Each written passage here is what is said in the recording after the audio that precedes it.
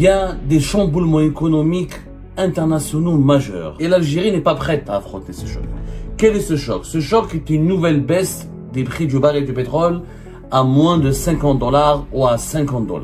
La compagnie nationale des hydrocarbures au Venezuela a d'ores et déjà confirmé avec les autorités américaines pour vendre du pétrole vénézuélien aux États-Unis d'Amérique. Qu'est-ce que cela signifie pour l'Algérie, vous allez me dire? Le pétrole vénézuélien qui était sous sanctions américaines va avoir des millions de barils de pétrole qui ont été sous sanctions, sous embargo américain, qui vont se retrouver sur le marché mondial. La stratégie de Donald Trump, c'est de ramener le baril de pétrole à $50 dans une première étape. $50 parce que c'est le prix qui arrange les États-Unis d'Amérique. Sauf qu'un pétrole à $50, c'est une catastrophe pour l'Algérie. Le pétrole pour l'Algérie représente jusqu'à 45% de nos ressources en devises. C'est une dizaine de milliards de dollars. Avec un baril à $50, l'Algérie gagnera beaucoup moins d'argent. Nous allons être dans l'obligation d'épuiser nos réserves de change. Une économie fermée, un dinar qui est de plus en plus faible, l'Algérie ne se diversifie toujours pas. C'est une situation qui est catastrophique. Mais si tu n'as pas de coin, si tu n'as pas les devises, et c'est pas le dinar, tu n'investis pas en dinar. Il vaut mieux le dinar à la poubelle ou la monnaie de Monopoly. Avec le dinar, tu peux pas acheter les services et de nouvelles technologies sur le marché mondial. Avec le dinar, tu peux pas faire des partenariats avec des multinationales ou des investisseurs étrangers. Il y a des chamboulements économiques internationaux majeurs qui risquent de se produire dans les jours à venir et qui risquent de changer radicalement la phase de l'économie ou le visage de l'économie mondiale. Et face à ces changements, l'Algérie, notre pays, notre malheureux pays, dire malheureux à cause de ses dirigeants, il n'est pas malheureux à cause, il est loin d'être malheureux de nature, parce que l'Algérie a tout pour être un pays très heureux. Des atouts majeurs, géostratégiques, des richesses au niveau du sous-sol, une population géniale, jeune et qui veut relever le défi du développement, une position géostratégique extrêmement importante. L'Algérie est malheureuse à cause de la mauvaise gouvernance, la voracité et l'incompétence de ses dirigeants. À cause de la situation actuelle dans laquelle se trouve notre pays, il s'avère que dans les jours à venir, un scénario économique international va provoquer un choc mondial. Et l'Algérie n'est pas prête à affronter ce choc. Quel est ce choc? Ce choc est une nouvelle baisse des prix du baril du pétrole à moins de $50 ou à $50. Qu'est-ce qui se passe en ce moment? Il y a des déclarations officielles qui ont été confirmées par les autorités vénézuéliennes qui affirment que la compagnie nationale des hydrocarbures au Venezuela a d'ores et déjà confirmé qu'elle a entamé des négociations avec les autorités américaines pour vendre du pétrole vénézuélien aux États-Unis d'Amérique. Le pétrole vénézuélien qui était sous sanctions américaines et les États-Unis d'Amérique qui interdisaient et qui voire capturaient, qui saisissaient des bateaux pétroliers ou des navires pétroliers en haute mer, notamment au niveau de la mer des Caraïbes, pour empêcher le Venezuela de vendre son pétrole sur le marché mondial. Et les États-Unis d'Amérique ont décidé d'assouplir, sont en train de négocier avec le nouveau régime qui est en train de s'installer au Venezuela à la place de Nicolás Maduro qui a été capturé en pyjama. On a bien vu au début de cette année, début de ce mois de janvier 2026, c'est l'événement choc qui a ébranlé totalement l'actualité internationale. Il y a un rapprochement sous-jacent, pour le moment très discret, mais qui risque de s'approfondir et de prendre la forme d'une nouvelle relation particulière entre les États-Unis d'Amérique et le Venezuela. La compagnie publique du Venezuela, donc la PDVSA, elle a fait cette annonce le 7 janvier 2026. Le 7 janvier 2026, voilà, le Venezuela, c'était mercredi soir, le département de l'énergie des États-Unis, il a assuré sur son site internet qu'il a déjà commencé à commercialiser le pétrole brut vénézuélien sur le marché mondial. Ça, c'est une source américaine. Et de son côté, la compagnie pétrolière publique Petróleos de Venezuela, qui s'appelle la PDVSA, c'est l'équivalent de la Sonatrach en Algérie, la PDVSA, elle a officiellement confirmé qu'elle négocie actuellement, depuis le 7 janvier 2026, la vente de pétrole avec les États-Unis d'Amérique après la capture de Nicolás Maduro. Ces négociations concernent, je cite le communiqué de la compagnie pétrolière publique du Venezuela, la vente de volumes de pétrole dans le cadre des relations commerciales existant entre les deux pays, à savoir les États-Unis d'Amérique et le Venezuela. Ce processus se déroule selon des schémas similaires à ceux en vigueur avec des entreprises internationales comme Chevron et repose sur une transaction strictement commerciale conforme à des critères de légalité, de transparence et de bénéfice pour les deux parties. La PDVSA réaffirme son engagement à continuer à bâtir des alliances qui stimulent le développement national et au bénéfice du peuple vénézuélien et contribuent à la stabilité. Il y a donc un changement majeur. Clairement, le nouveau régime qui a remplacé Nicolás Maduro à Caracas, au Venezuela, veut se réconcilier avec les États-Unis d'Amérique, et les États-Unis d'Amérique ouvrent une brèche et permettent montrent leur disposition à tourner la page des sanctions et à reprendre le pétrole du Venezuela. Qu'est-ce que cela signifie pour l'Algérie, vous allez me dire? Eh bien, mesdames et messieurs, si cette opération se déroule telle qu'elle est dessinée en ce moment, il y a un risque d'aboutir. Cela signifie qu'on va avoir des millions de barils de pétrole qui ont été sous sanctions, sous embargo américain, qui vont se retrouver sur le marché mondial. Ce qui va, à très court terme, faire baisser au moins de 2 à 3% le prix du baril du pétrole. C'est-à-dire que le prix du baril du pétrole est entre 62 et 61 dollars et va déjà baisser en dessous des 60 dollars d'ici une semaine ou 10 jours, selon les analystes, les différents analystes issus de plusieurs cabinets d'expertise internationaux. Les chiffres sont impressionnants puisque l'administration de Trump, selon les diverses sources américaines très bien informées, s'apprête à remettre sur le marché mondial entre 30 et 50 millions de barils de pétrole qui étaient sanctionnés aux États-Unis d'Amérique. Donc, il y aura un assouplissement sélectif des sanctions pour permettre l'expédition de la vente de ce pétrole. L'objectif est de permettre aux Vénézuéliens... excusez-moi, mesdames et messieurs. Donc, l'objectif est de permettre au Venezuela, dont la production actuelle est de 820 000 barils par jour, de remonter au-delà de 1 million de barils par jour pour pouvoir l'exporter sur le marché mondial. Cela signifie que à moyen terme, c'est-à-dire dans 2 mois peut-être même, le baril du pétrole va coûter encore moins cher parce que il y aura une offre supérieure. Le pétrole du Venezuela va déstabiliser le marché mondial puisque ces 50 millions de barils vont se rajouter à un marché mondial déjà où l'offre elle est supérieure à la demande, et nous risquons donc d'avoir un baril de pétrole qui va baisser mécaniquement puisque c'est une règle commerciale. Quand il y a plus d'offres que de demandes, les prix partent à la baisse. La stratégie américaine, selon des sources médiatiques américaines très proches de la Maison Blanche ou qui citent des sources bien introduites ou des sources au sein même de la Maison Blanche, la stratégie de Donald Trump, c'est de ramener le baril de pétrole à 50 dollars dans une première étape. Pourquoi 50 dollars? 50 dollars parce que c'est le prix qui arrange les États-Unis d'Amérique. Il faut savoir que les États-Unis d'Amérique, pour ne pas provoquer la faillite des entreprises et des sociétés américaines qui produisent du pétrole de schiste, et il faut que le baril de pétrole soit entre 50 et 60 dollars. Le prix idéal, c'est 56 dollars. À 56 dollars, le pétrole de schiste américain, il est rentable. On peut le vendre, etc. C'est-à-dire, grâce aux nouvelles technologies exploitées par les compagnies américaines dans le domaine de l'exploitation du gaz et du pétrole de schiste, et notamment dans l'exploitation des bassins, parce que les États-Unis d'Amérique, c'est quoi sa force?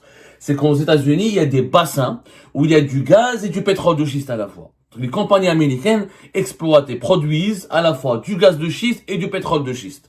Ce qui fait, par exemple, ce qui permet à l'économie américaine de devenir le premier producteur mondial de pétrole de schiste et pratiquement aussi aujourd'hui le premier producteur mondial de gaz naturel, dépassant la Russie ou l'Arabie Saoudite dans le domaine du pétrole et même dépassant la Russie dans le domaine du gaz.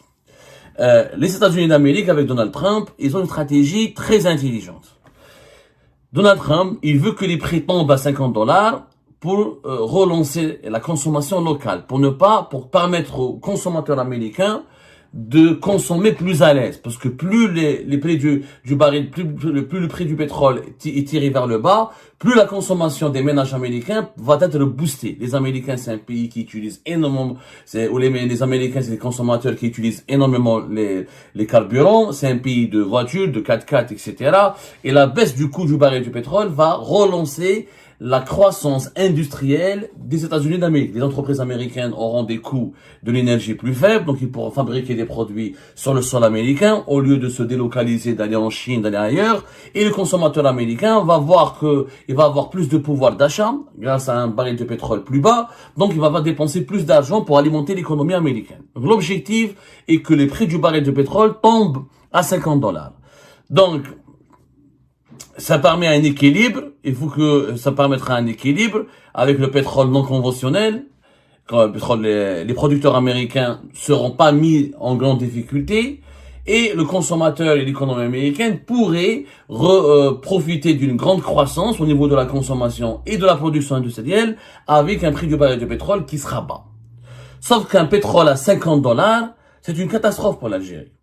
Il faut savoir que le pétrole en Algérie, c'est vrai que c'est 24%, entre 24 et 26% de notre production nationale des hydrocarbures. C'est-à-dire dans ce qu'on produit, c'est 24 à 26%.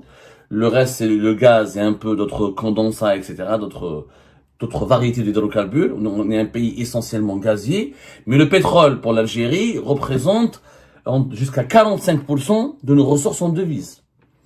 Entre 45%, entre 35 et 45%. Quand les prix du baril sont élevés, on dépasse même les 45%. 45% de nos recettes en devises, c'est quand même pas mal. C'est une dizaine de milliards de dollars.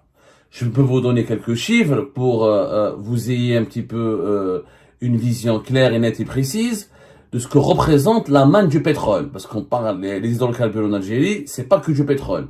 C'est d'abord le pétrole, mais aussi le gaz. Comme on est un pays essentiellement gazier, on gagne beaucoup plus d'argent avec le gaz qu'avec le pétrole. Sauf que le pétrole ramène plus d'argent que le gaz. C'est vrai que le gaz est un crédit, c'est vrai que le gaz est une énergie pour l'avenir, c'est une énergie plus propre. Et beaucoup de pays essayent de s'émanciper du poids du pétrole pour aller vers le gaz, mais il n'en demeure pas moins que jusqu'à aujourd'hui, la première source d'énergie consommée dans le monde, ça reste le pétrole. Et le pétrole, le baril du pétrole est beaucoup plus cher que le mètre cube de gaz. Et les pays pétroliers gagnent beaucoup plus d'argent que les pays gaziers. Donc, c'est quand même pas n'importe quoi. Je te fais un mot. Le pétrole, c'est une dizaine de milliards de dollars chaque année, voire même une vingtaine de milliards de dollars. Je vais vous donner les chiffres exacts. Pardon, je suis en train de chercher dans mes documents. Alors, on va chercher année par année. On va aller doucement. Alors, en 2024, le pétrole, les exportations de pétrole brut ont ramené à l'Algérie 11,8, presque 12 milliards de dollars. En 2023, c'était 12,1 milliards de dollars. En 2022, quand le prix du pétrole était élevé au-delà de $100, il a même dépassé la barre des 110 dollars. L'Algérie avait gagné 15,3 milliards de dollars. Donc, c'est une dizaine de milliards de dollars. Si le baril du pétrole, déjà en 2024, il a commencé à baisser. En 2025, il était entre 70 et 60. Là, il est en train de baisser au-dessous des 60. Et l'objectif de Donald Trump est de ramener le baril de pétrole à 50 dollars. Ça signifie que nous allons perdre énormément d'argent. On risque de se retrouver avec moins de 7, voire moins de 8 milliards de dollars. Ce qui va impacter énormément nos recettes en devises. Le gaz, c'est vrai, ça nous ramène de l'argent. Le gaz naturel liquéfié, c'est entre 6 et 7 milliards de dollars. Et le gaz naturel, via les gazoducs, c'est 13 milliards de dollars. Donc, le pétrole représente quand même 45%, comme je vous disais, de nos exportations des hydrocarbures. C'est beaucoup d'argent que l'Algérie va perdre. Il faut savoir qu'en 2026, avec un baril de pétrole qui va s'effondrer, il a déjà commencé à s'effondrer. Il faut vraiment suivre un peu l'actualité économique internationale. C'est très important de comprendre ces enjeux parce qu'ils auront un impact direct. Pourquoi? Encore une fois, les hydrocarbures, c'est 45%, des fois jusqu'à même 55% des recettes budgétaires de l'État. C'est 96% de nos recettes en devises. Le baril du pétrole est aujourd'hui à 62 dollars, il était à 61 il n'y a pas longtemps. Il a remonté légèrement, mais par rapport à une année, il est en baisse de presque 20%. Par rapport à 5 ans et par rapport à... Il y a une baisse importante en tout cas. Par rapport à depuis une année, il est en baisse de 20%. Et depuis 3 ans, par rapport à 2022, il est en baisse de 21,7%. Je rappelle que cette baisse des prix du pétrole, du baril de pétrole, aura un impact direct sur les finances du pays. Avec un baril à $50, l'Algérie gagnera beaucoup moins d'argent. Elle aura des recettes en devises nettement inférieures à ses attentes. Cela signifie quoi? Cela signifie que nous aurons des réserves de change qu'on ne pourra plus jamais alimenter, quand nous allons être dans l'obligation d'épuiser nos réserves de change. Cela signifie quoi? Cela signifie que nous allons manquer bientôt d'argent pour répondre à nos besoins primaires. Les importations, la facture des importations dépasse les 50 milliards de dollars. Elle va dépasser les 50 milliards. Elle dépasse déjà en 2025, elle va dépasser la barre des 50 milliards de dollars. Et en 2026, durant les années prochaines, avec une population qui s'approchera de la barre, qui va dépasser la barre. Pas qui s'approchera. On a terminé l'année 2025 avec 48 millions d'habitants. 2027, on sera déjà dans les 50 millions d'habitants. Avec une population de 50 millions d'habitants, il est impossible de ne pas importer moins de 50 milliards de dollars. C'est impossible. Donc avec des réserves de change qui vont s'épuiser, des recettes en devises qui vont s'effondrer, une population qui va croître, une production nationale qui est faible, une gestion économique qui est chaotique, les enjeux de l'effondrement prochain ou de la baisse prochaine du baril du pétrole sont énormes, sont fondamentaux pour l'Algérie. Alors, au lieu de parler de la révision de la Constitution, au lieu que Tebboune cherche à trouver les moyens pour rester 2 années supplémentaires au pouvoir, au lieu de s'intéresser aux tensions et aux polémiques, aux problèmes entre Chengueleha et Abdelmajid Tebboune, il faudrait qu'on se consacre un petit peu aux priorités. La priorité, c'est la stabilité économique et financière du pays et son avenir économique et financier. Sans argent, aucun pays ne pourra garantir sa stabilité ni sa sécurité. Sans argent, aucun pays ne pourra répondre aux besoins de sa population. Sans argent, il n'y aura pas de croissance économique. Sans croissance économique, on ne peut pas prendre en charge les besoins de la population. Et quand un pays a une population qui n'est pas satisfaite, ou dont les besoins primaires et premiers ou fondamentaux ne sont pas satisfaits, c'est la porte ouverte à toutes les crises politiques et les formes de déstabilisation. Et malheureusement, quand on calcule, il reste que 3 ans pour le deuxième mandat de Tebboune, et ce Tebboune ne veut pas changer de politique. Il pratique une politique fermée, pas d'investisseurs étrangers qui sont attirés, qui sont séduits, très peu de développement industriel pour le pays, un secteur privé qui est toujours réprimé, étouffé et verrouillé, une économie fermée, un dinar qui est de plus en plus faible, une consommation intérieure qui est faible parce qu'elle a un pouvoir d'achat faible, et une politique basée uniquement sur comment limiter la facture des importations et préserver le plus longtemps les réserves de change. Il n'y a pas de politique d'investissement. L'Algérie ne se diversifie toujours pas. Ça fait 10 ans, 20 ans, 30 ans qu'on parle de la diversification, plus personne ne veut entamer vraiment ce chantier. Enfin, plus personne ne demande réellement des comptes pour voir où ce chantier a pu évoluer. C'est une situation qui est catastrophique, je vous le dis sincèrement, faites très attention. Avec un baril de pétrole à $50, la situation va être catastrophique. Catastrophique. Le pays pourrait être en grande difficulté pour financer ses importations. Il pourrait être en grande difficulté pour financer, même les investissements. Pour investir dans ton propre pays, il te faut de l'argent. Il faut savoir que pour créer de l'industrie en Algérie, il faut importer. Il faut importer des machines, il faut importer des nouvelles technologies, il faut importer des services. Pour créer, pour fabriquer, il faut importer. Mais si tu n'as pas de coin, si tu n'as pas les devises, et c'est pas le dinar, tu n'investis pas en dinar. Le dinar algérien, il n'est pas du tout utile, il ne sert à rien. Il vaut mieux le dinar à la poubelle ou monnaie de Monopoly. Avec le dinar, tu peux pas acheter de matières premières sur le marché mondial. Avec le dinar, tu peux pas acheter des services et de nouvelles technologies sur le marché mondial. Avec le dinar, tu peux pas faire des partenariats avec des multinationales ou des investisseurs étrangers. Avec le dinar, tu peux rien faire avec le dinar. Avec le dinar, tu peux pas te demander des levées de fonds sur les marchés mondiaux. Tu peux rien faire avec le dinar. C'est une monnaie morte. Donc, Le principal indicateur, c'est pas le PIB de l'Algérie en dinars. Le principal indicateur, c'est qu'est-ce qu'on exporte en devises et qu'est-ce qu'on gagne en devises et combien il nous reste de réserves de change. Les investissements en Algérie aujourd'hui, pour que le pays se développe et s'industrialise et peut produire autre chose que le pétrole et le gaz, a besoin d'investissements en devises. Avec un baril de pétrole à 50, on a perdu beaucoup de temps. Abdelmadjid Tebboune est coupable d'avoir causé énormément de tort à l'Algérie, d'avoir empêché l'Algérie de se développer. Parce qu'en 2022, avec un baril de pétrole qui était haut, la moyenne des prix du baril de pétrole en 2022, je rappelle, elle était de 97 $. Le baril a dépassé, c'est la moyenne, mais elle a dépassé même les 100 $ à un moment donné. 110 $. C'est à ce moment-là que l'Algérie aurait dû investir dans une production industrielle, des énergies renouvelables, l'industrie, mécanico-électronique, rebooster le tourisme, réformer son secteur bancaire. On n'a fait aucune réforme.